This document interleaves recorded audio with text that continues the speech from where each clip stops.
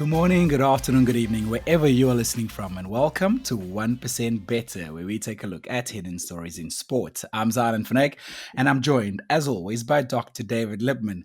Now, this week's medical question to you is maybe a question that you're going to disagree with. I'm very curious to hear your answer. How do you disagree with a question? I think How it's do you gonna. disagree with a I question? think it's gonna animate you. I don't know why. I think it's gonna animate you. Okay, here you go.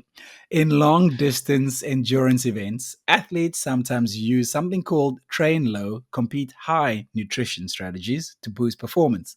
From a medical perspective, what's the main physiological idea behind training with low carb availability and then competing with high carbs? So Marco Altini's done a bunch of work on this, and he's going to come on the podcast. We're going to talk to him about exactly this. Effectively, what you're talking about is periodized nutrition, which is about, as you say, carbohydrate availability. The reason you would do this is to increase your fat oxidation capacity. I would go look at Marco Altini's Substack. He's written about this. He's got his own data. He's got his own metabolic cart that he does his testing on. It's unbelievable.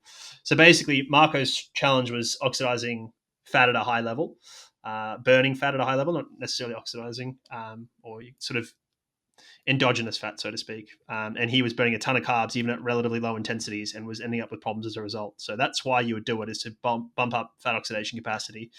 It is hard to understand the role that purely diet versus some training versus all of the above has. So anyway, point being, that's why you would do it. It seemed to work really well for Marco. I'm not sure. Like, he went from a very high carb diet because he's Italian and loves Italian food to a much lower carbohydrate approach. And his approach is about performing in ultra marathons, Is he not allowed? necessarily. Is he allowed back in Sorry, his mother's house? I don't know, but I mean, he lives in Brisighella most of the year now. So yeah, Casa he's de certainly allowed in the Mama. country. Yeah. But that's right, and I'm also impressed with you because for the first time ever on this podcast, you just gave a shout out to someone else's Substack and not your own. Very impressed. We're making progress here. Very generous of you. Stop it. Stop it. We're not even gonna do this. Mate, that poll you put out before, you're gonna confuse people because they're gonna you put out a poll saying who was late, like who sent the message that was late, and the part of the problem there is people are going, well, Xylon's always late, but Xylon also wouldn't text, so people are going to guess it's me because I'm the only one polite enough to text. I just assume you're going to be late. We'll see. Firstly, I don't know if I've ever been late for this podcast, apart from maybe the first few episodes, like a gazillion podcasts ago.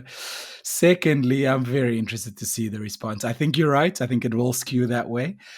People will know that I control our Instagram account, 1% Better Pod, and they will know it's the kind of thing that I will probably only post if you come looking off badly. So, Yeah. uh, listen, we Anyway, are mate, what's been going on? we also, before, let's give a sponsor shout out quickly to Precision Fuel and Hydration, who were all over Marbella 70.3 Ironman World Championships this past weekend. If you looked at, if you follow triathlon, Anything, man, oh, they were just, anything. how incredible were they? Did you see the activation on the beach? Unbelievable, man. They did the 70.3 meter race, right? They did that, and they did all sorts of stuff. They had this like cocktail bar for electrolytes. Man, they did a really good job. And then the coolest thing was watching Andy and Johnny, the CEO and the COO, standing there holding the finisher's tape, standing there very solid, with a lot of solidarity as Yellowhanes crossed the finish line. So that was really interesting to see. Like, yeah, they just did a really good job there. So yeah, shout out to Precision.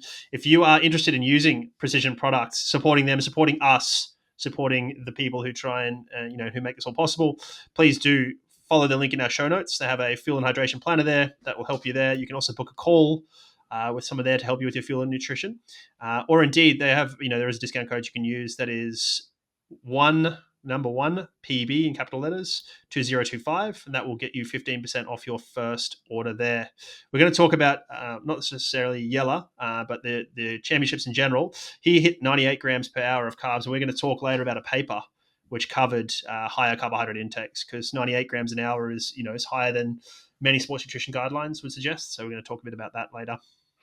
Also, a shout out to one of our listeners, Scott Crow, who sent us a message on Instagram saying, "Hey guys, have you been following all the content around precision fuel and hydration in Marbella? They nailed it." And they did, Scott. We could not agree more. What's going on with you? Good amount of running I'm hearing going on with you at the moment? Yeah, nice amount of running. Actually, went for a run with a couple of guys yesterday, which was really nice. Had a coffee afterwards, and yeah, just been doing quite a bit of running. I ended up watching the first part of the Ironman World Champs, and then going out doing some stuff with the family, and then coming back, knowing it was finished, and avoided the outcome, and then threw it on while I ran on the treadmill on Sunday, and chucked it in 1.5 speed. Geez, triathlon's much better in 1.5 speed. I'll tell you what, it's great, especially when you can fast forward all the ads. It's awesome. I was just running, just fast forwarding ads, watching this thing in 1.5 speed was awesome. Couldn't believe how quickly they were riding. It was great. Yeah, those Ironman ads is not. It's not one of the more endearing things of the sport. You'd have to put it on 2.5 speed for a full Ironman too, which To would be to be honest, like the ads are bad, but also that's why it's free. It's great to have it on YouTube. I can watch it anywhere I want. I got up in the morning, threw it on my phone, was watching on the iPad. Like you can watch it on the TV. I think that's great. That's a really cool part of it. Compare it to major marathons where I'm like searching for like, okay, where do I have to VPN in to see this on what thing and which language am I watching it in? So that is what it is. and and to Yeah, credit Ironman, they did listen to all the feedback last year, heard people complain about it. They became memes over and over and over again. And this year, I don't know if you've noticed, the ads are actually squeezed back. So they keep the coverage in the corner as a squeeze back yeah. while the ad plays. Whereas, like in previous seasons, the ad would just be the full screen and then they would cut back to the coverage after, I don't know, 7 minutes of ads every 12 Yeah. minutes. No, I agree. I did notice that. It is a good way to do it. So that's great. What about you, mate? What's your story? What's news? What's happening? Well, I thought about this. We only ever do exercise updates, not really life or career updates. And obviously, I'm not exercising much at the moment beyond my prehab. Do you have a life?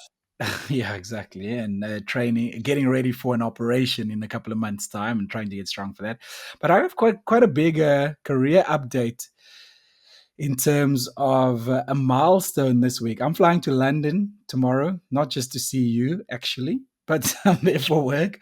And I'll be on stage at Rouleur Live on Thursday evening. Rouleur Live is Rouleur magazine, one of the probably glossiest, most special coffee table magazines in cycling. They put on an exhibition every year in London where all the major brands in cycling get to exhibit, and they invite all of the big players to talk on stage.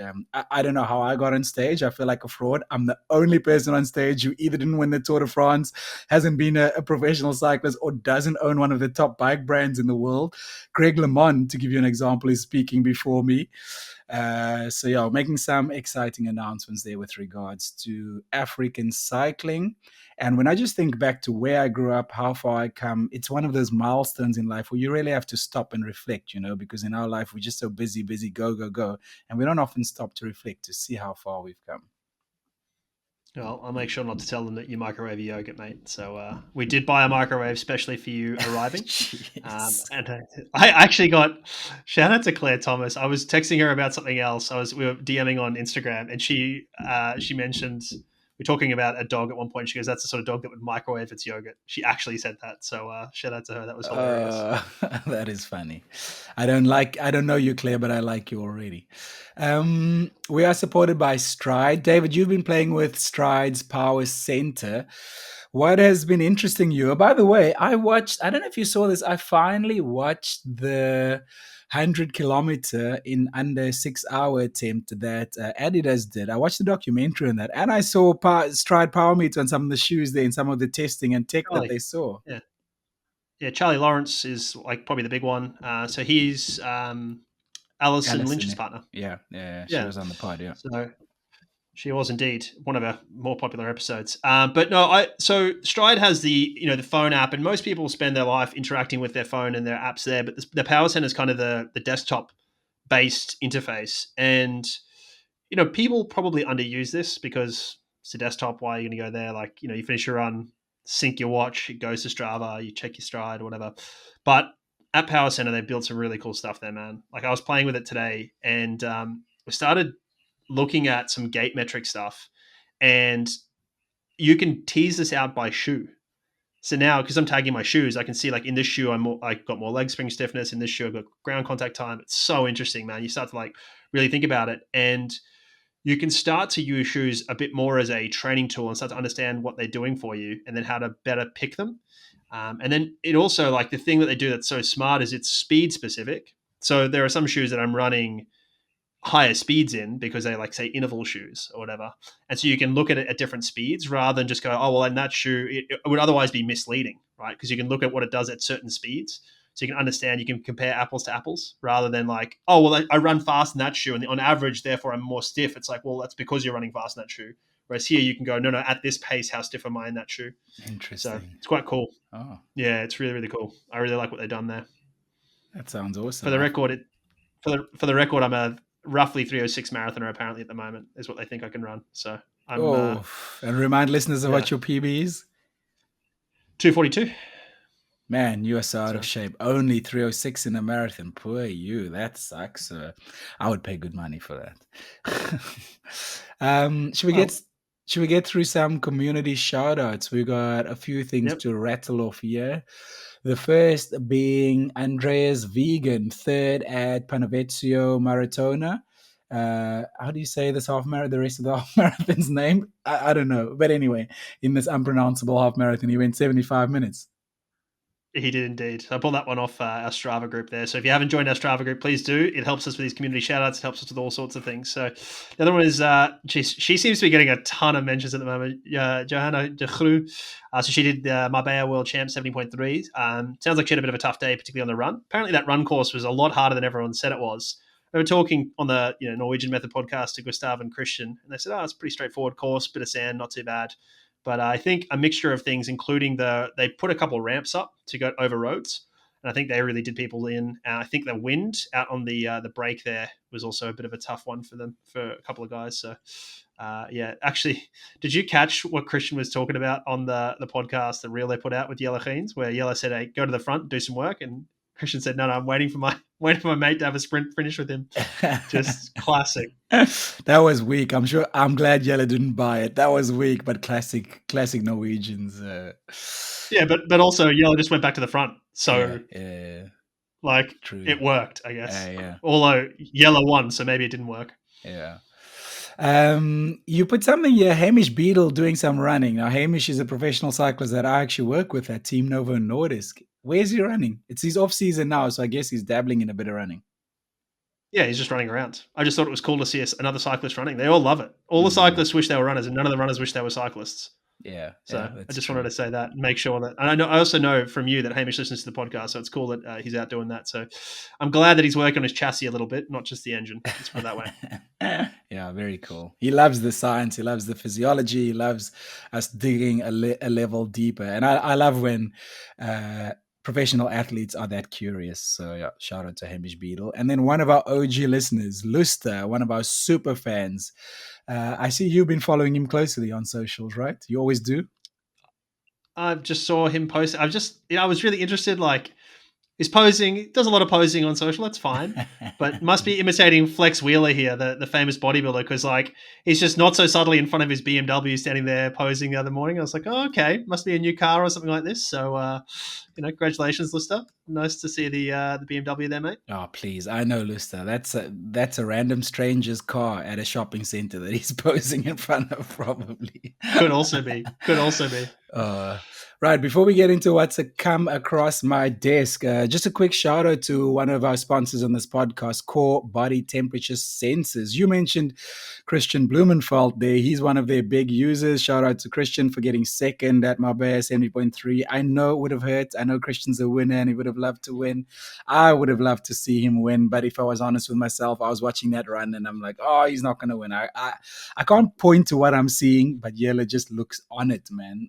But a podium isn't to be scoffed at both half and full Ironman World Championships this year. We're going to talk about prize money a little bit later in respect to some other things. Like Christian had a big payday. I don't think anybody is surprised by that. And I spoke to him afterwards. That guy hates losing so much, and it's absolutely not to do with the money. I find it to be so fascinating. He looked so dejected when I started talking to him over the weekend. I mean, he turned it on for the podcast because he's a professional, but wasn't happy. And it's so interesting to see somebody who's like so competitive and just wants to win, like regardless of anything. Because I mean, he won the Ironman Pro Series, walked away with $200,000 from that alone, let alone a podium at a World Championships and what that brings. And yeah, just wanted to win. I saw that podcast. The podcast you're referring to is Centaura Tech, just in case new listeners get confused with regards to what podcast you're Yeah, mentioning. But thanks yeah, so much to Core Body Temperature for supporting us. The Norwegians do some development of their project with product with them, I'd yeah. imagine. That's how they work with partners. Yeah, they do quite a bit of testing. You'll often see Christian running around with a bunch of core sensors all over him. Like, so you usually wear, as I'm using it, I wear one. I wear it on my heart rate monitor belt, but he'll have one there. He'll have, some on his legs, some on his arms, some on his forehead, looking at different amounts of heat flux loss to help with the algorithm and all that sort of stuff. So it's quite cool to see how that works. And shout out to Toby, their product manager, who, I met up in Sierra Nevada when I was up there getting some content from them. Went for a couple of runs. Actually, a very good runner, Toby. Very, very good runner. So Let's yeah. let's have a look at some quick bits that has come across my desk this week. The first one being Juju Watkins invested into the NSWL expansion side, Boston Legacy. Now, I just read a bunch of words there, some of them which I don't understand. Who is Juju Watkins? Juju Watkins is an NCAA women's basketball player. So why this is interesting is you have a college athlete investing in professional sport. Whoa. Now I'm Yeah, which is like interested. a really, yeah, it's really backwards, right? It's like, what? Hang on, how does that happen? But this is what happens when you have NIL, right? So Juju is obviously being paid quite a bit, I assume, from NIL money, and so can therefore set up, investing in an NSWL, which is the basically women's professional football soccer, a league in America, Boston Legacy, and so she's invested in this, which is really really cool. Uh, she's the first NCAA player to ever invest in a women's sporting franchise, which is unsurprising because it's kind of strange. Other investors include Aliyah Boston and Chicago Bears quarterback Caleb Williams, which is really interesting. But this speaks to how powerful NIL is from both a brand and a financial standpoint for the athletes, right? And also speaks to sort of financial security. This is for her. If she does 2-3 ACLs, horrible knee injury or whatever, she's got something to help her with financial security going forward, right? Because a lot of these athletes, yes, they're at college, but they may or may not be studying that hard, and you may or may not do real degrees. Some of them don't really care too much for it. People like Shaq do, but the rest not necessarily. Very interesting, man. Thanks for finding that. And then the other thing I wanted to talk about was your mate, Tom Evans. He's running Valencia Marathon. So Tom is a Red Bull athlete, trail runner, won UTMB this year, I think. He did, yep. He did. Previously won Western States as well. So Tom's probably more of a runner than he is a mountain athlete, which makes the UTMB win even more impressive. And he's a pretty good runner. I mean, he's run European cross country championships 2 years ago, I think. So he can run. He's run a 63-minute half back in 2020. So that's not to be sneezed at. And 225 marathon from 2017. So I think he's going to go a lot quicker than that. My gut is here he's going to be in the two teens somewhere. And it'd be interesting to see. And I'm keen to see this. We got the lists for the elites fields have been released for Valencia. We'll talk about that in a couple of weeks, though. We're not going to talk about that this week. Why? What's the difference? If you say he's more of a road runner than a mountain athlete, what's the difference? And why are you predicting he'll go so much quicker than his PB? Not necessarily a road runner, but a runner.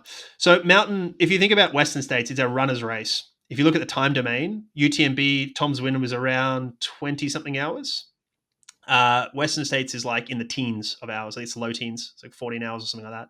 So just time domain is completely different for the same distance. It's also how rugged the terrain is, how runnable it is, what sort of shoes you need to use, the weather exposure, that sort of stuff. Completely different in that respect. So you kind of have these two archetypical athletes. You kind of have the Kilian Jornets, who are mountain athletes more than they are runners, and they ski and they run and they climb. And you kind of have these running athletes who run and do trail running as well. It's part of it, and sort of meet at the 100-mile distance in trail running, perhaps. But then there's, Tom could go run a road marathon or something like that. Like I'd back Tom in over Kilian in, say, a road marathon or a road half marathon. Oh, interesting. I Wow. think, yeah. So, and that just speaks to sort of different athletes, right? We've spoken to Petter Engdahl on a previous podcast. Like Petter does a bunch of skimo and all these sorts of other mountain athlete activities as well. So it's just a different, I guess, where you've come from, which is slightly different. So it also means a different strategy, right? If you think about it, or different strengths and weaknesses in that context. So, yeah, it's really cool. I'm excited to see how Tom goes. He's good friends with Alex Yee, so obviously Alex is going as well. It'll be a bit of a British contingent that goes out there for assessment, Alex Yee, etc., as we've talked about. So, yeah, let's see how that all goes. And then the other thing I wanted to ask you about is very early in this podcast, we spoke about Louis Rees-Zammit, a professional rugby player from Wales that transitioned to try his hand at the NFL in America, American football. He is now Mm-hmm. returning to Welsh rugby. I want to talk about this. Was that a failure? I want to talk about switching codes, like in terms of performance, mindset, transition. Like, how is this going to reshape his game? And would he have learned something from the NFL that's going to add value to him in rugby again? It's about 7 questions. I'll see what I can do there to answer that. Was it a failure? It depends on how you think about it. He made it to the NFL, he played a couple games. Maybe that was a failure, maybe it wasn't. These guys often want a new challenge, particularly like he was already a British and Irish Lion. He'd already done a bunch of stuff. Like Wales are never going to win a World Cup in his time. So the question is like, what more can he do there? Maybe he changes clubs and goes and plays and wins club championships and things like that. Okay, maybe. Sometimes these guys go and come back, and it's like at least they've done that. There's been more than one. Valentine Holmes from the NRL in Australia did that. Jared Haynes sort of tried. So that I will say that unless you're a kicker or happen to be a lineman and just are enormous, like Jordan Mailata, like it's going to be very hard for you to transition if you do not play college football because it just is so much time and there's no second tier.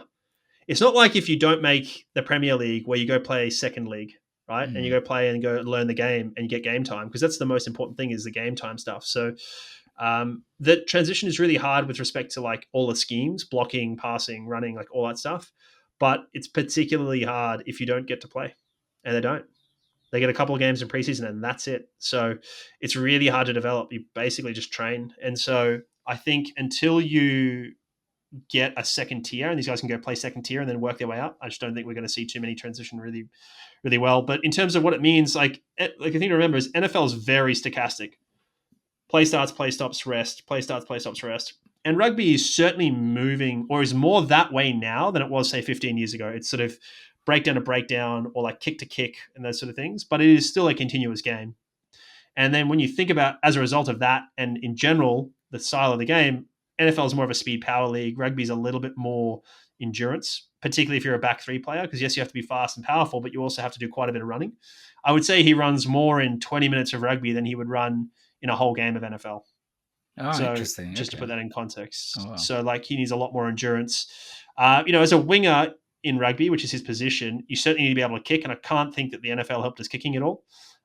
He may be a little bit more explosive, but we'll see. And then like thinking about it from a skill execution standpoint, like what he's looking at. There's probably I mean, you're looking for different things. In the NFL, you're kind of looking for a block to go past the block where you've got a mate who's created a hole for you. In rugby, you're kind of looking for a mismatch of players more so you can go past them. And it really depends on that. And the pictures are going to be slightly different. So it's it's hard to say. I mean, he wasn't returning kicks or anything like that necessarily. He was more of a running back receiver. So, yeah, I don't know. He'll come back. He'll be fine. He's young enough to come back. You don't forget it. You've kind of always done it. So I think he'll be okay. But, I mean, yeah. Nothing is for nothing. For sure, he would have learned something. I'm sure he'll have new strategies to add. NFL in particular, they're so strategy heavy. What I know from it, I was watching the Tom Brady. Tom Brady's one of the owners at Birmingham Football Club, and they followed him for a season. And he was talking about the difference in how much time they spend in a classroom as NFL players, like going over strategies, like way, way, way more, I think, than rugby players, footballers, etc. So I'm sure there's Well, that you would. they spend full days at the facility, like full work day at the facility. Yeah. That's it, and they train, once or twice. So like, Soccer yeah, they do. players are in at They 9, they go home at 2. yeah, but I mean, they also play multiple times a week. Whereas in the NFL, they do 7. They got roughly 7 days of prep, and they do a rough work week. They'd have a couple of lifts, some stuff on field, and then like a ton of meetings around Man, strategy, all that stuff. not to change the subject totally, but I forgot to ask you, did you watch the South Africa Springboks versus France game? I stayed up late for that game on Saturday night. I did watch it. It's good. It was a really good game. Really enjoyed it. Fun. Like I'm super excited about Sasha Feinberg and Gomazulu, man. How Like good that is kid he? is he's really 23. impressive. That good, eh? Wow. Yeah, I'm really impressed by him. Yeah, the box, just the depth, man, it's insane. And Yeah. like watching the tactical decision making around bringing Andreas Terhazen on to play back row, yeah, just yeah, they're playing. They're at a different stage with their development, man. It's like them, the French, and maybe the All Blacks. Although the All Blacks don't think that way often. But how Um, does a coach make that strategic decision, that pivot within a game, depending what happens? Does he have an Excel spreadsheet and he goes control find for this scenario? Do I have X, Y, Z? Like, because there must be so many different scenarios. let's say broad brush. You'd go, what happens if we lose our front rower? What happens if Mm. we lose a second row? What happens if we lose a back row? Like you use categories like that. Potentially, what happens if we lose a center, winger, etc. And so some of that stuff is kind of innate over years and years and years. This is the same with the NFL. Actually, is like there are scenarios that you get into. What in the NFL they'd call down and distance, which is like how many yards do you need to get there and where are you from the goal line. So there's certainly some rough scenarios. You have to at least think some of them through based on HIA sort of stuff, like guys getting concussions, red card potential, yellow card potential, and those sort of things. So yeah, you kind of have to be prepared for this. But again, like you've got a full work week as a coach, and they're not training the whole week. You got to sit there and nut these things out. It doesn't like people are talking about you bring off Sia Khaleesi, and that's like yeah, captains are captains, but like they're not as important as everyone thinks. It's usually a group of decision makers who are a leadership group, and when you think about what you can afford to have, if you're losing a player, right? They lost a lock, a second rower, so had to bring someone else on to play second row, and then they had to like decide what to do. You kind of want a hybrid player, and Andre Esterhuizen is the perfect hybrid player. Plays like a center, but can also play back row now, and so you don't lose anything in the line out. He's also a lot bigger than Khaleesi, so yeah, like I would have done. Like I think it makes complete sense pulling Khaleesi off in that context. You also then freshen Khaleesi up a little bit, given he's aging and you want him to get to the next World Cup. So yeah, of course. Yeah, I love that attention to detail. I just love the culture. I love the planning. It really excites me when it comes to building professional high performance organizations. Can learn a lot from it. Last week we were talking about Eliud Kipchoge. You called him an influencer. You were talking about his influencer phase. And I could not stop thinking about it this week because stuff keeps coming up on my feed where he is walking around in serious drip and looks like the coolest influencer. I also saw him gifting a pair of running shoes, Alpha Flies, I think it was, to Barack Obama. I'm like, this guy is the ultimate influencer. And then I sent you something yesterday. I saw that at New York Marathon. So the first prize for winning was $100,000 with an additional $50,000 for the record. So Helen O'Beary did that. She won $150,000. But this influencer of us, Drip Chogi, he earned $187,500 despite finishing a disappointing 17th. 187,500. I just heard Anyway, myself reading that. Did you ever see the former South African president Jacob Zuma and how he struggles with numbers? no. I don't know. Maybe I should put this clip in here as an edit. I'm going to put it in here. 769, 800 and 700. Listen properly. That is exactly how I sounded now. Yeah. Yeah. I guess like the thing to remember here, because people will get outraged by this. Firstly, they're out of different budgets, right? Like Drip Chogi comes from the marketing budget. And him running there means any amount more of media and all that sort of stuff, all that coverage. People are still talking about the New York Marathon now because of Kipchoge, not because of Helen Obiri. So like, let's just keep it in context here. So that is money well spent. It's also why influencers get given bibs, right? Not just Kipchoge's, like the other influencers. Like there is a measurable benefit of that for marketing. Just like they could do an ad down the road on the bus stop, they can also let an influencer run. So like that's the reality here. This is where we live.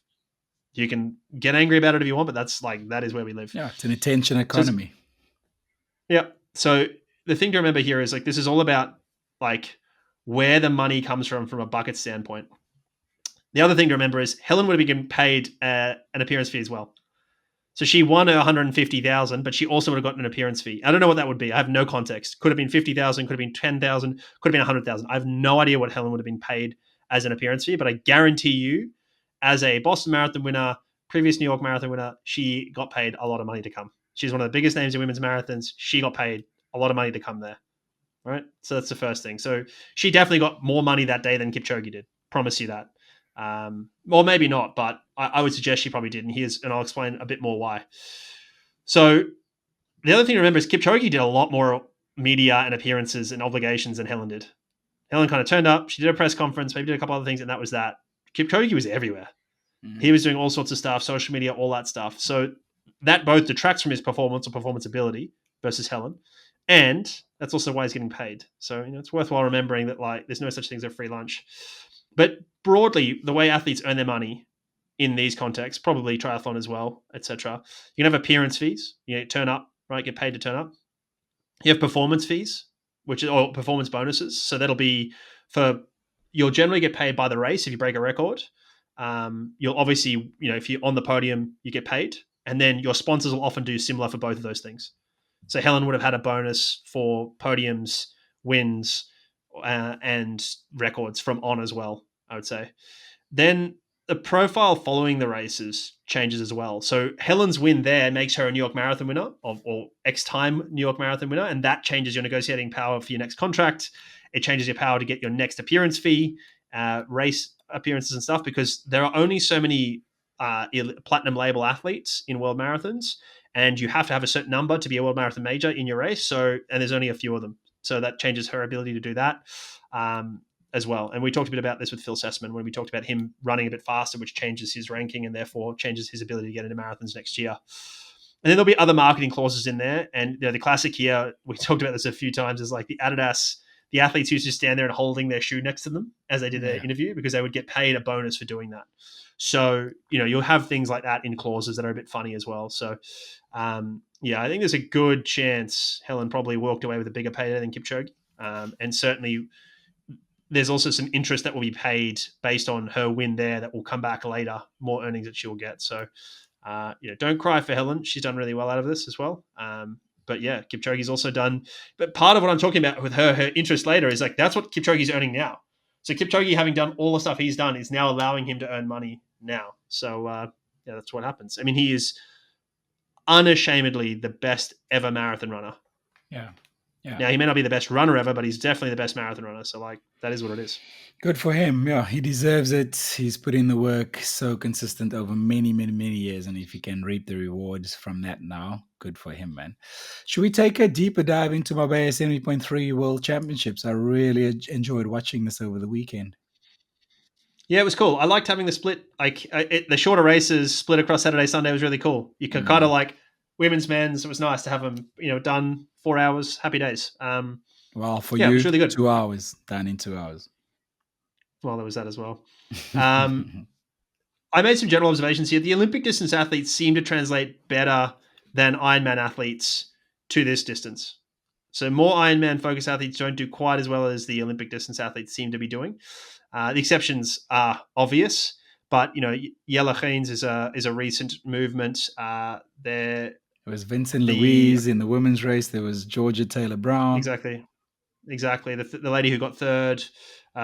Casper's only just new up from, although he also won the Ironman World Champs. So, like, what do you say? Yeah. Anyway, they seem to do that.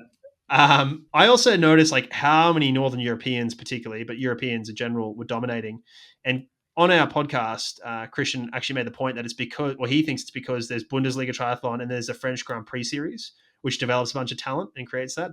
I thought it was more to do with training, but he was like, no, it's because there's just opportunity, which I think is quite interesting. His take on it. I mean, he would know as well. Because I noticed, I think it was in the women's race, I made a comment out loud. I think I saw 5 British flags inside the top 10 at one stage in the middle of the race. So there were the first 6 guys were all from Germany, Belgium, or Norway. And then you had Jamie Riddle, and then there was like a couple more Europeans. So like it's a serious dominance, right? And so, yeah.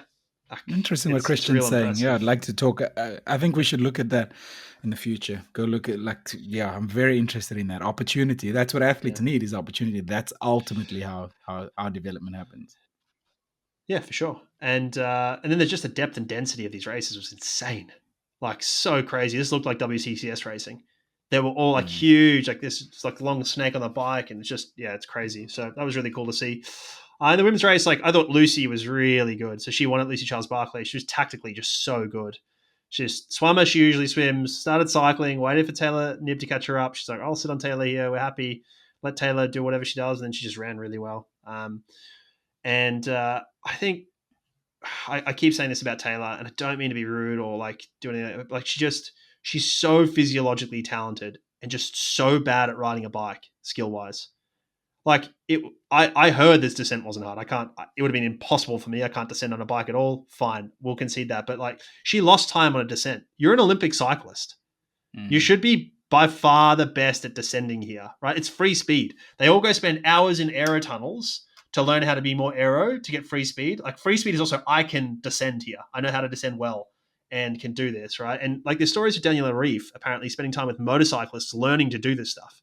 So like she has the same coach as Taylor. I'm astounded that Taylor isn't doing this sort of thing. And that's what I was going to say is I do understand that descending on a TT bike is very difficult. It's very dangerous as well. Can be dangerous depending on the wind. But if you know there's a descent there, this is your job. You train for your job. You train for the you train for the race and what you need to execute in the race. Yeah, like it would be akin to like I didn't do any hill work, even though it's a hilly course. Like, what are you doing? Yeah. Like, so I mean, listen, you could argue she could ignore it now because Kona's going to be Kona from now on, and maybe she doesn't care so much about 70.3s. I don't know, but like still. It was a bit sad to see Kat do her calf. She obviously had a calf issue going in, but she did that. But still got the win in the Ironman World Champs, which is great for her. Are you all for that? Athletes starting with injuries or niggles, maybe thinking there's a chance it won't play up. Let's see how this goes, and then if it does play up, we pull out. But at least we showed up. Where are you on that side of the coin? So some of it will be about appearance fees. Right? It's done. So money, generally this guy and money. It's the truth. It's not me. It's the truth. I would say don't start. Yeah. But they get to start because they're earning money. Like I get it. She would probably have a bonus for like she'd probably get paid to do it to some degree. I mean, it's a world championship, so maybe not. But like in other races, you might have an appearance fee, and you might have a fee that generally in like marathons you'll have something like appearance fee when you get to halfway, fee when you get to 30K, fee when you get to 35K. Right, so you'll get paid slightly more each time. So, I don't think she has an appearance fee. Yeah, I agree with you. This is World Champs. There's no appearance fee, but there will be bonus structures in her contract from her sponsors for sure. So maybe the call from her and her husband is we start, we see what we get. Maybe the calf doesn't act up, and that's an extra however many dollars. Well, everyone was talking about, Jamie Riddle's hamstring, and he seemed to run pretty well. So, like you never know how they'll go. But so this is why I didn't go into sports medicine because I'm like very conservative with stuff. I would have said don't start, but then they have every right to start. They're adults, humans, consenting, whatever. So like, I don't know. It's hard to know. The men was cool to watch. I really like the game theory aspect of this, the like who's leading and how do you do this, like with Christian and Yella. I really like that. It's obviously very cycling oriented, but I really liked it. And then I thought the two people that really caught my eye were Jonas Schomburg and Jamie Riddle. They were the swim bikers, and they both ran pretty well and ended up like doing really well for themselves. Big breakout performances. I think it's great for them. So wild to see that from Jamie. He's from literally down the road. I'm friends with his father.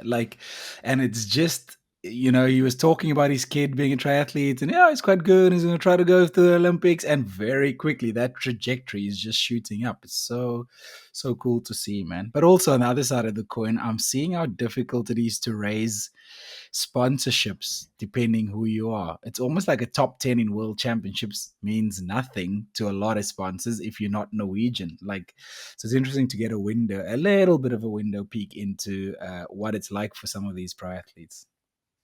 Well, let's put it this way. The Norwegian brand probably helps other Norwegians to get sponsorship. But like if you look at Solveig, she's only just getting a couple of sponsors now after winning the Ironman World Championships. She's not just getting sponsors, but like their sponsorships are kicking up a notch. Like she signed with On, etc. You could see that with Chelsea Zadara as well when she won Kona. Exactly. So once you're a winner there, then it really changes things. So I think this will change for Jamie now. But before this, he went to the Olympics. Great. Okay. Right. I'm a South African who's also in at the Olympics. So what? He's not German, he's not American, where these markets are really big and they sell into them a lot. There's a lot of money to be made and you want to be seen in that. But, so I get it. So now he will get probably a lot more money. particularly because he's young.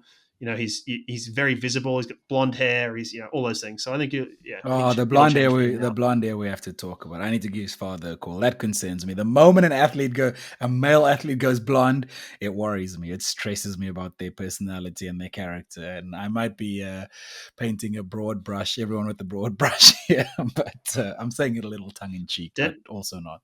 Dennis Rodman exists, man. Dennis Rodman exists. Yeah, Alessandro Garnacho, that signed from Manchester United to Chelsea, got kicked out of the team because of his attitude. He's gone blonde again at Chelsea, and I don't know, not performing to his potential. If you ask me, it stresses me out. But Jamie is not backing that trend. I think consistency, a couple of top tens in both world championships will go a long way. I think, once people see that consistency, they'll support you. He won a race like a month ago in Barcelona as well. So he's 2 weeks ago, I think. Yeah, 2 weeks ago before World Champs. If not a week ago. I think it was 2 weeks before World Champs, yeah. Listen, let's move it on. We briefly spoke about salary caps before in sport, but there's a little more chatter about this going around in major leagues in the world at the moment. What's happening? Can you give us an update? Yeah, so I was astounded that you'd never heard of a salary cap. Then I realized it's a super Australian sport thing. It happens a lot in Australian sport, not a lot, to some degree in American sport, but not a lot in other places. So basically, the concept is a league is going to have a limit for the amount that teams are allowed to spend on their roster. And how these look will be different. There's different ways of doing it and all sorts of stuff. We'll talk about a couple of them. In some of the Australian sports, they actually have a salary cap for coaches as well. Wow. Which is wild. That's interesting. So you can put caps on spending on all sorts of things. Like, is it just on the players? Is it on facilities as well? Is it on travel, et cetera, et cetera, et cetera? Because what you want to try and create a level of parity. This is a device that is used to create parity in a league. So you don't have these big dominant teams, right? Another mechanism is a draft. If you have a draft, then worst team picks first. They potentially get the best talent. Maybe, maybe not, right? So again, these exist a lot of Australian sports, NFL, NBA, although in the NBA, it's a very soft cap. So in American sport, there's often like a cap, which is just like, hey, if you spend more than this, you're going to pay a lot of tax. And, you've got these billionaires, running these teams. They don't care about a tax, right? So, without a cap, without a salary cap, you get things like the Premier League, football, soccer, that is. You get baseball in the USA, where huge market teams just dominate. And it becomes hard for owners, even like billionaires can't compete with multi-billionaires, right? So there really becomes discrepancies here.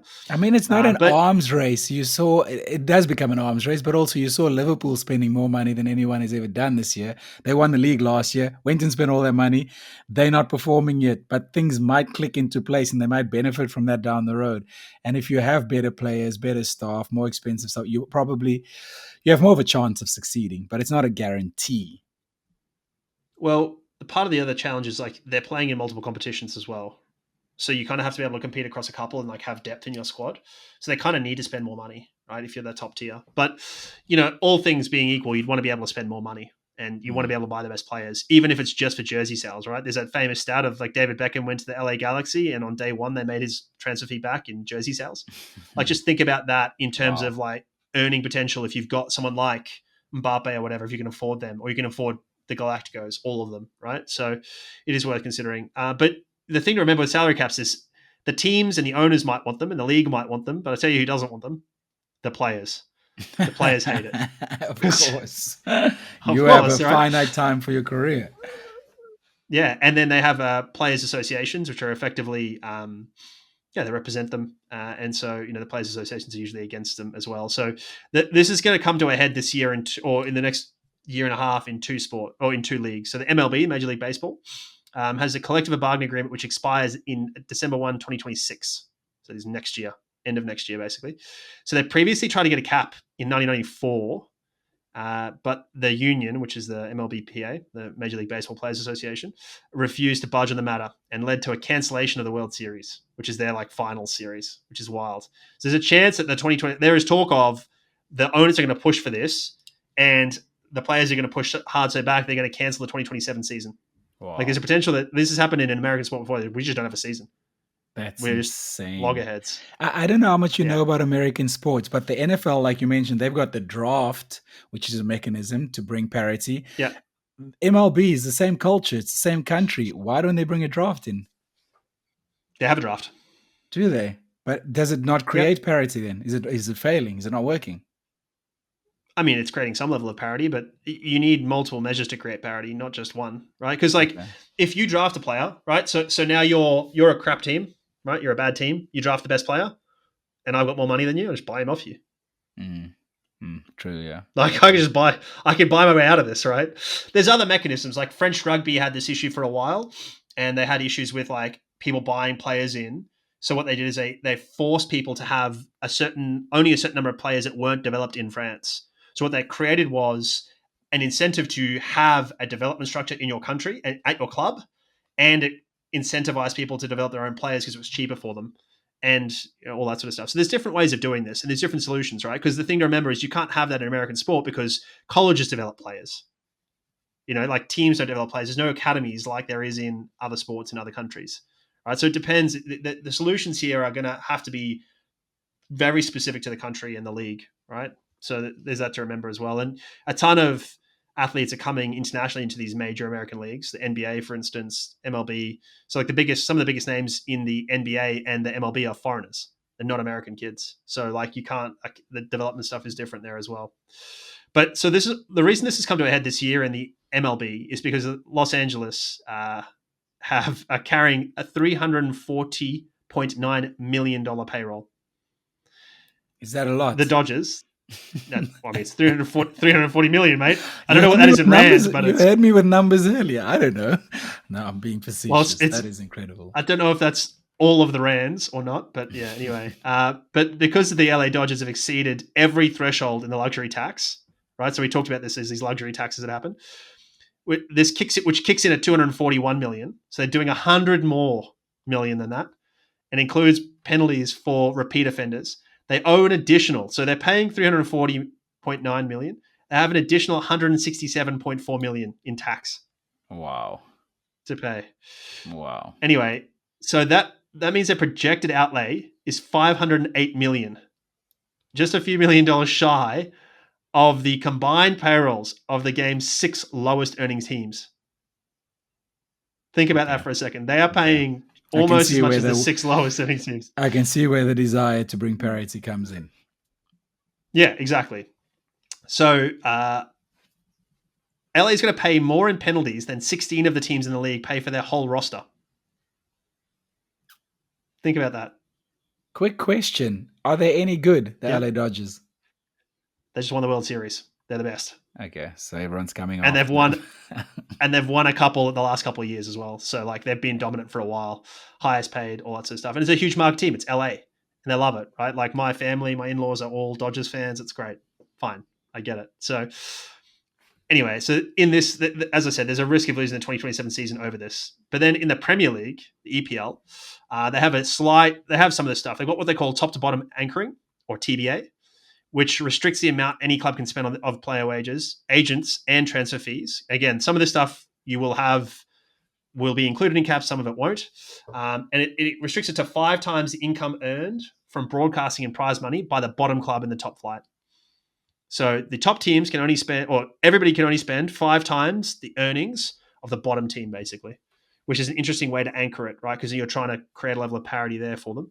But there's heaps of proposals that are happening at the moment in the EPL. So basically, any club breaching this, there's a proposal at the moment that any club breaching this for a second time would be sanctioned with a 6-point deduction plus a further point for every £6.5 million over the overspend, which is saying everyone's going to break this, and if you do it repeatedly, then we're going to punish you more. So top to bottom anchoring is currently being trialed in the Premier League, alongside what they call a squad cost ratio, SCR, system of financial control, which allows clubs to spend up to a percentage of their total revenues on squad-related costs. Right? So again, squad-related costs is not the same as what we talked about before. So on November 21, the Premier League will meet and vote on whether to adopt either or both of these models and replace the current profit and sustainability rules, which allow losses of 105 over a 3-year reporting cycle, £105 million. What I think that means is that they can pay 105. You can basically overspend your earnings by 105 million pounds. Correct. Yeah. So you have to generate income to spend it, but that's the amount they allow beyond that. Yeah. And so 9 of the current 20 clubs already have to comply with UEFA's SCR rules.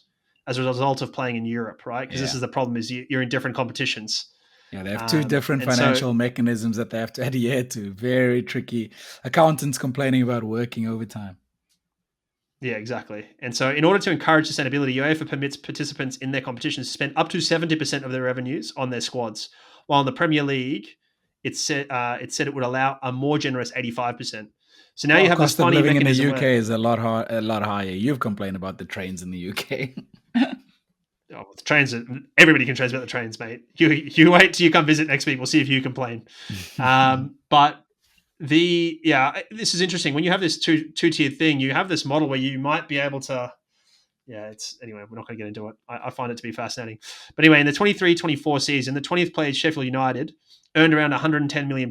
So last season, no top flight team would have been able to spend more than £550 million on player wages, amortized transfer fees, and agents combined if the TBA would be in force. Okay, so if they Meanwhile, enforce the 5 times, you can spend 5 times the yeah, bottom team. Okay. exactly. Meanwhile, a European club generating revenues of 1 billion, for example, would be able to spend 700 million while adhering to the SCR rules in UEFA, putting them at a Wow. considerable advantage. Because this is the argument. Man Wow. City are arguing this point here. So Man City spent 413 on wages alone last year, with total revenues of 715, with amortized all the fees and stuff. And so it would be in breach with a number of other clubs would be in breach of the TBA. Whereas Everton and Nottingham Forest were handed points deductions in 23 and 24 as a result of breaching the PSR. So the point here, and there's a couple of clubs who are anti this, and it's Man City and a few others, because they're saying we can't compete in Europe if you're going to do this to us at the Premier League level. So it would And make Everton haven't gotten away make, with it. Nottingham Forest didn't get away with it. Man City have so far gotten away with it because they have better lawyers, if you ask me. Yeah, I mean, listen, there's all sorts of in the Americans what they call salary cap gymnastics, which is like, how do we make this work, paying it later and delaying it and stuff. So in the NFL, they have this classic thing where your signing bonus is spread across the length of your contract. So they give you, what they say is, all right, Xylon, we're going to sign you for 100. We're going to sign you for 90 million over 3 years, so 30 million a year. But what we're actually going to do is make that is going to give you a 10-year contract with 7 voidable years on the back end. So now it becomes, and we're going to put 80 million in signing bonuses. So what that means is that 80 million is spread across 10 years, and then you get paid 3 million a year, or 3 million, 3.33333 million a year for the next 3 years as their salary cap hit. I think that's what Plus Chelsea and have done. whatever. Chelsea owners are American. That's what they've done. They've given their players 8-year contracts, and that's how they've gone around it. Man City, like you say, salary gymnastics. Man City are accused of inflating sponsorship deals as a way to get money into the club. So paying way more than something is valued, and also because the owner of the club has a hand in the ownership of those sponsored companies. So yeah. Exactly. Okay, let's move on from that. I find that stuff very, very interesting and can talk about it for ages, man. But let's talk about elite athletes taking 120 grams of carbs an hour.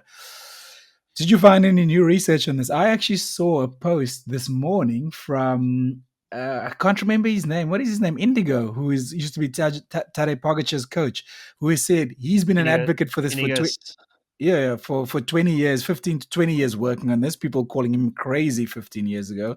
And now I think he's proving to be right, or easy. Yeah, Inigo San Milan Yeah. is his name. Yeah, I mean, you're always crazy until you're right, or you're not right, and then you're still crazy. So, I mean, listen, so what we did, so elite athletes practice and their coaches practice has been suggesting this is the way to go for a while, right? To some degree, it's certainly what they've been doing. Now, there's lots of arguments about the merits or costs of this, and part of the problem is we don't have a lot of research on it.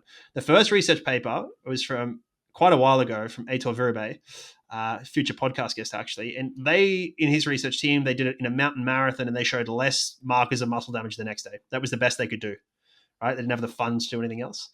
And everyone went, okay, well, this looks like it works for recovery, maybe it works for performance, whatever else, 120 is possible, etc. This is the first study that's really done it. So the study was called, and this study's gone everywhere, I'd be surprised if people haven't seen it, 13C, labeled glucose fructose, show greater exogenous and whole body carbohydrate oxidation and lower oxygen cost of running at 120 versus 160 and 90 grams per hour in elite male marathoners. 120 That's a versus mouthful. 60, not 160. Sorry, I said 60 and 90. Sorry, yeah. Anyway, it doesn't matter. Well, it does matter, but yes, you get the point. There's a link to this. You just there is a link to this in the show research, notes. weeks and weeks of work. It doesn't matter. Yeah.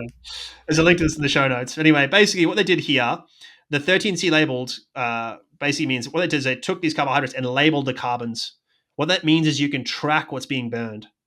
We'll get back to this in a little while. But what they're trying to understand here is like, if we're feeding you and you're burning, so we're going to get you to run at the same intensity.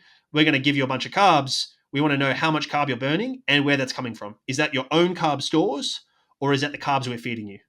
Like, what's the ratio of those two things? Because that's important, right? Because if I give you 120 grams of carbs an hour and you burn less carbs that I give you, but your carb oxidation rate goes up, then you're burning through glycogen and you're not burning the carbs I'm giving you. So it's like a terrible scenario. That's a terrible scenario, right?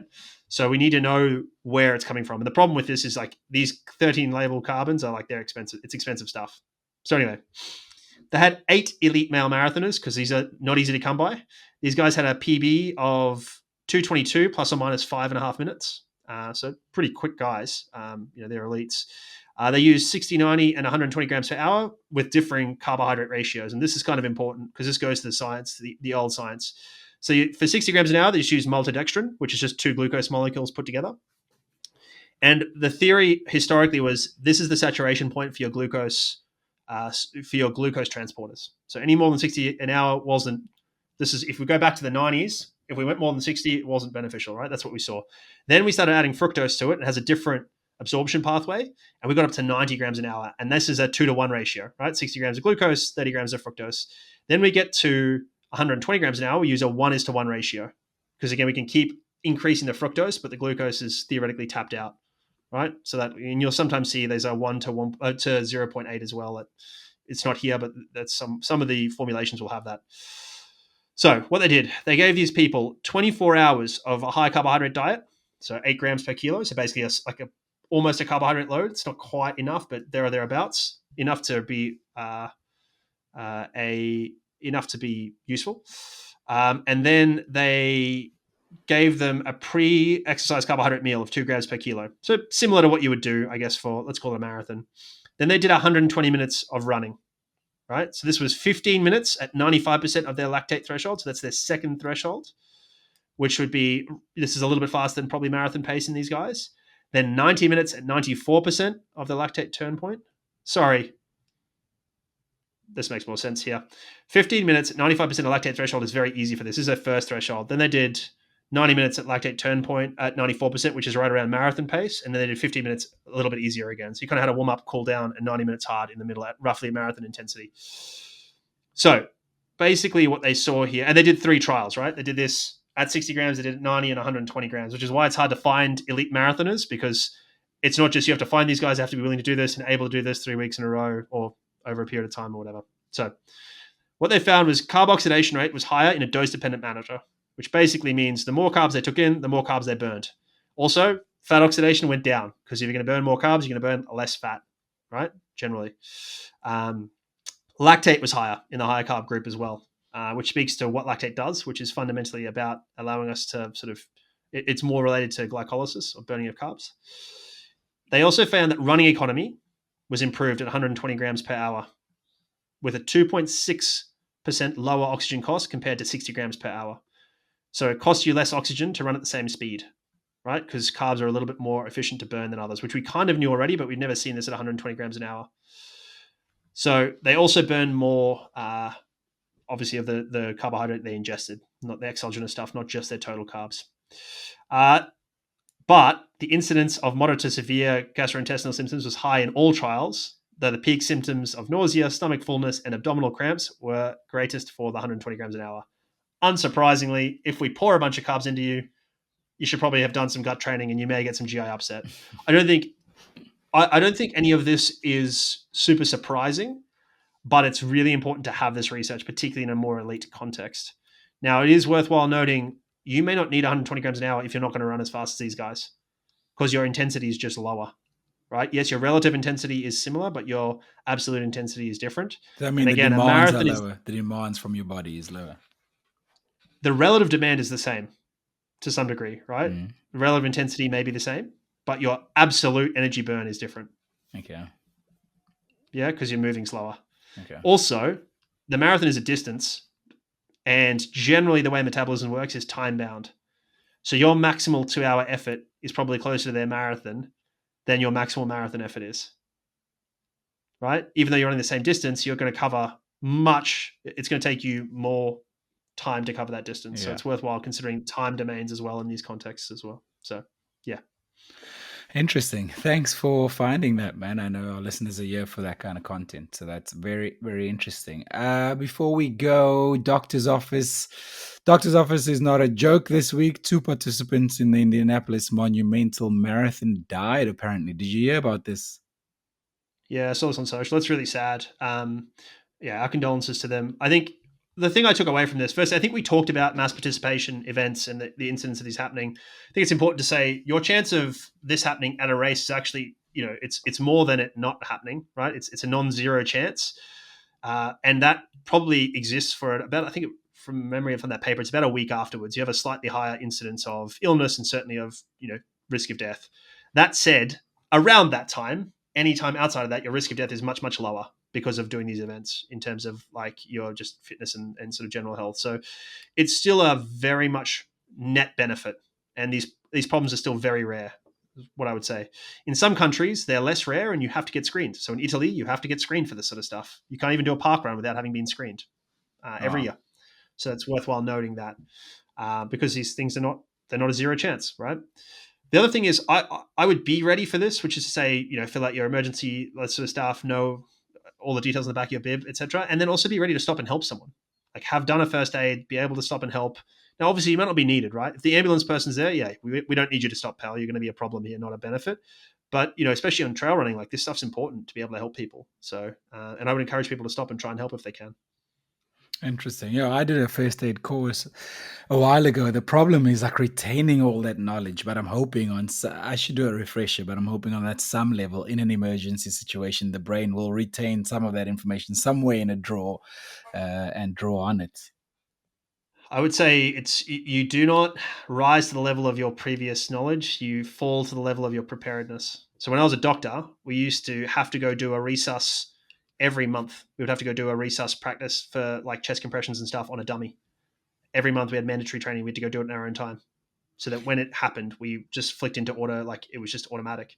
I'm changing the subject here briefly, but I just remembered something. You told me something a few weeks ago from when you were a doctor. If someone came in with like a drug overdose or something, they would be dead to the world. You would do something to them and they would wake up like a magic trick, like be up and running and be like, oh, I'm here. What happened? And I've now seen that in a few TV shows, medical TV shows that I've watched, different TV shows, multiple times since you mentioned it a few weeks ago. It must be a very real thing. That's what we call availability bias. Yeah, no. So I think we talked about this. I saw a person who'd come in with too much GHB, and they were like, they looked dead to the world. And then we didn't do anything. We just left them for a bit, and then all of a sudden they were up and about a couple hours later. But you will see this as well. Classic examples. Probably what you're seeing is opiate overdoses. And so the problem with opiates is they change your level of consciousness, and you can stop breathing, which is a real problem. But if you give naloxone, it blocks the opiate receptors, and they basically it's like nothing's happened.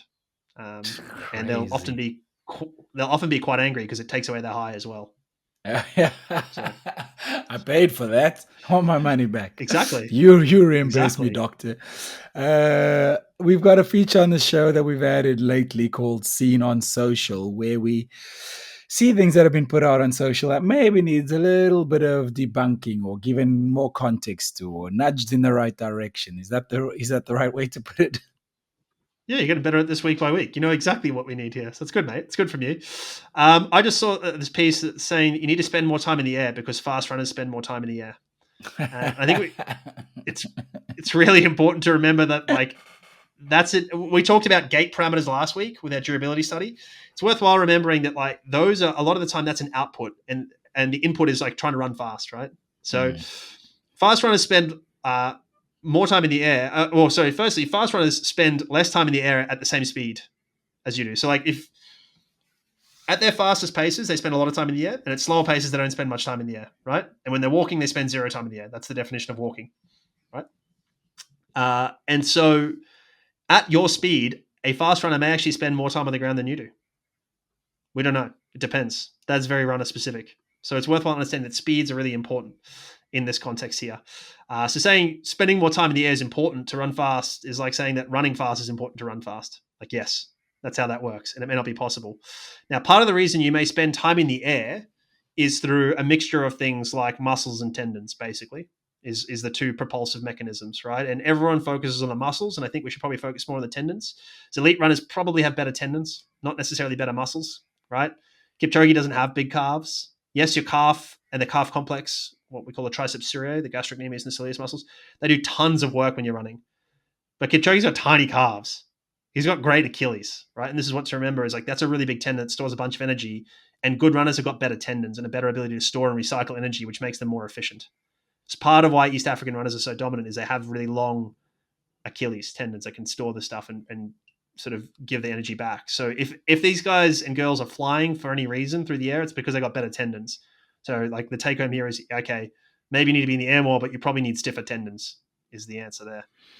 I'm so happy we have this feature because I'm susceptible to these kind of videos. If someone makes a compelling argument and it sounds impressive and they tell me during my running I should spend more time in the air, I will go try and spend more time in the air, not understanding the needs that my body specifically, that what the requirements that are specific to me. And look, there's probably some people who are, more than a standard deviation outside of normal and need to do some work on this. They spend way too long on the ground or they're not, there's zero pop or whatever. But for most people, most of the time, the body's probably self-organizing its most efficient way to run. Right? It's a complex, like horrifically complex system, right? So yeah, we probably need to cut it some slack and it's probably self-optimizing. You can do an exercise to help with this called bounding, where you literally just go take the biggest steps you can. And that is helpful as a plyometric exercise, but that's not running, that's bounding. And if bounding was the most efficient way to do things, that's how we would do it. And we don't, because it is horrifically inefficient. So, yeah. Cool. Thanks for that. What are we watching this weekend? I am with you in London, so I am staying with you. I'm watching whatever you're watching. So what are we watching this weekend? Literally. Bit of rugby. You're around Saturday, yeah. So we'll watch some rugby, and then we'll watch some NFL on Sunday, man. I'm going to make you watch some NFL. Well, I'm happy to watch it. I'm not happy to watch it on my own, not understanding what's going on. But if you can explain to me tactics, strategy, play by play, and predict what's going to happen, then I'll be keen to watch it. Predict less so. I can explain to some degree. I think the NFL does a better job, and it's partly the way the game's designed. There's these big stops in play, so they can actually explain to you what's happened. So Awesome. I think NFL is by far the easiest sport to learn the rules of for that reason, more than anything else. In soccer, it's like, yeah, that was offside. Why was that offside? I don't know. That's how offside works. Like what? Oh, cool. Like, game's gone on. Yep. I'm looking forward to it. Got a bunch of friends who watch NFL who can't believe I don't watch it. So let's get into that. Yeah. David, let's get out of here. Thank you so much to you for listening, downloading, streaming this episode. Please share it with a friend. If you haven't subscribed to the podcast yet, it would mean the world to us. We're doing this as a labor of love. We are growing thanks to every single subscriber. So it'll mean the world to us. Thanks for putting this together, David, and we'll catch you next week. Thank you, mate. Talk soon.